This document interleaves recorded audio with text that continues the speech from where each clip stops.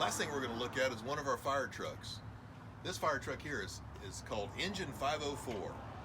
Engine 504 carries 1,000 gallons of water in it. And it's full of water. You can tell by the lights here, the blue, the green, the yellow, and the red, meaning it's full of water. And if you look at all the different valves here, when this truck gets started, and you're going to want to take water from the tank to one of the hoses that are around the truck, you're going to have to pull some different levers. One, to get the water from the tank to a pump. There's a great big pump behind this panel. And then all of these different levers here are marked for different places on the truck where a hose can be connected to be pulled away. We have some that are called pre-connected, so a firefighter can come up here, hook onto this hose, put it over their shoulder, and head to the fire.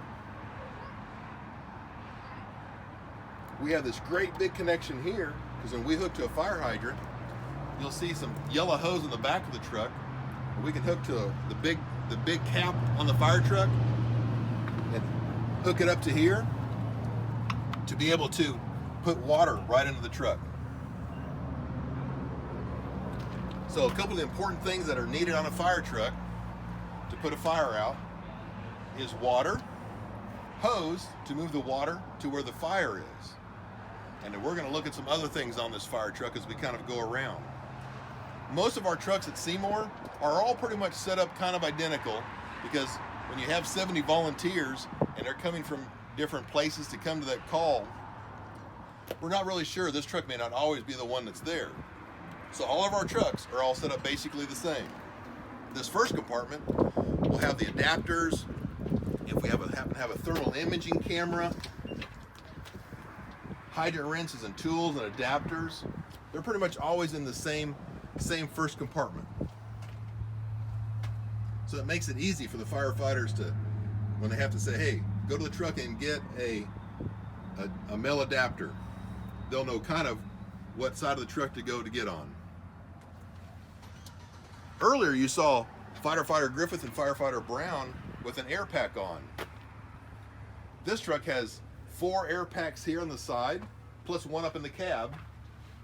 So as the firefighters that may be right on the truck, or those that may be coming in their own personal vehicle to the call, they'll put all their gear on, then they can come up here and grab one of these air packs and put it on and start ready to go to the fire. And I said before, these packs are expensive. We had to replace some bottles. These bottles cost $900 just for the bottle, let alone the frame and all the fancy stuff on here. It costs a lot of money to keep equipment, to keep firefighters safe, and the trucks equipped. All of the trucks, we'll have spare bottles. So when that one runs out of air, we can have another firefighter come, they can swap out bottles and be able to go right back into the fire scene. As I said earlier, a lot of our trucks are versatile, and they may have some different specialized equipment onto it. So if this truck goes on to a car accident, this one also has what we talked about earlier, the cribbing. It has a portable power in there that can, for the hydraulic oil, and you can't see it, but there's another big cutter, spreader tool back in there, sawzall, chainsaws, and they're usually kept on this side of the compartment here. But this truck can pull up to a car wreck, it can go to a fire, it can go to a brush fire because it has rakes, and it has, up on top, it has forestry hose. So a lot of our trucks are very versatile to the type of call that goes onto it. We can take one truck and do quite a few different kind of things on different kind of calls. One of the big things that fire truck have, beside the water, beside the hose, beside tools, is more hose. We love fire hose. Up on top, we have some 3-inch hose that we can use for smaller fires if we need to do water supply. We have this big 5-inch hose up here that we can hook to a fire hydrant. There's about 1,000 foot of this hose. if you want a good workout, and if you ever want to help a fire department after a fire, and you look and you see all this yellow hose run up the road, they're probably pretty tuckered out. It'd be great if you want to help them load this hose back on the truck, because it's not lightweight stuff. This truck can also work as a tanker or a tender, and it can, on some fires, we can put a big tank here. We can open this valve here, and it'll dump out all of that water into a porta tank, like a big swimming pool that other trucks can get their water from. Then this truck can go back to the hydrant. And then it's what's called a shuttle operation. And being in a rural area, trucks like this have to be versatile to be able to handle different events, different water supplies. So we can hook to a hydrant, we can put water into a portable tank. Like I said, it's all very interesting to be versatile.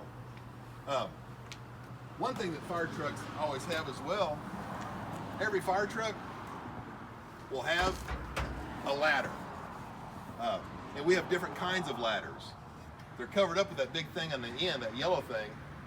We call that a skull saver, because if you're walking around and it's not there, you don't want to hit your head. But there's two ladders up here, a roof ladder and an extension ladder. There's an attic ladder. This one collapses, it can unfold out.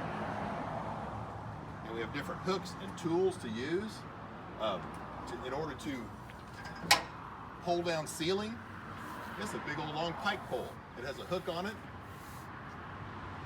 So if we're having to pull a ceiling down or pull roof off, we can hook to it and from a safe distance pull that down.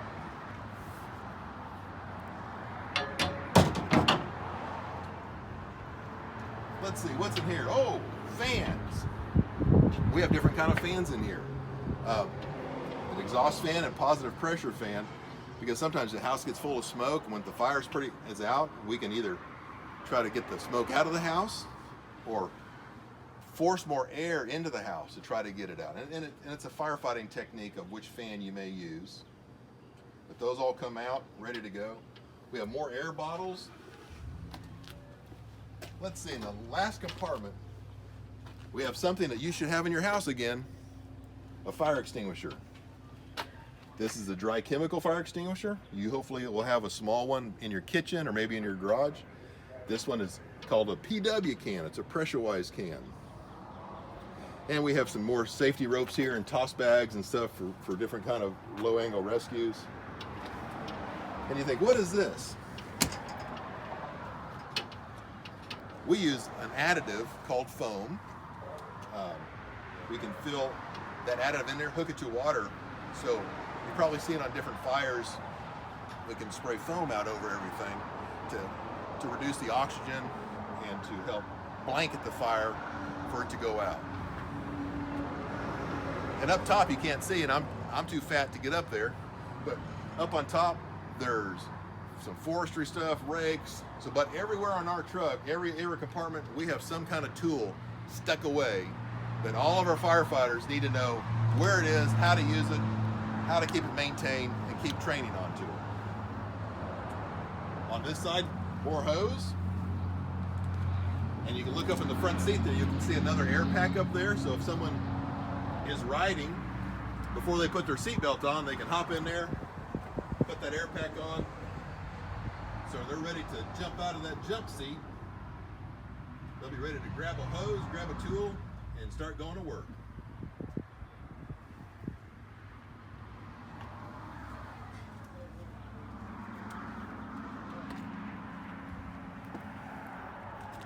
But I thank you for taking the opportunity to come tour one of our fire stations. Like I said, we have 6 of these throughout a Tri-County area. And I just thank you for the time that you've given us to come in here. Hopefully, if you have any questions, you can always email us at svfd@seymourvfd.com. And I hopefully enjoy this video. Have a good day.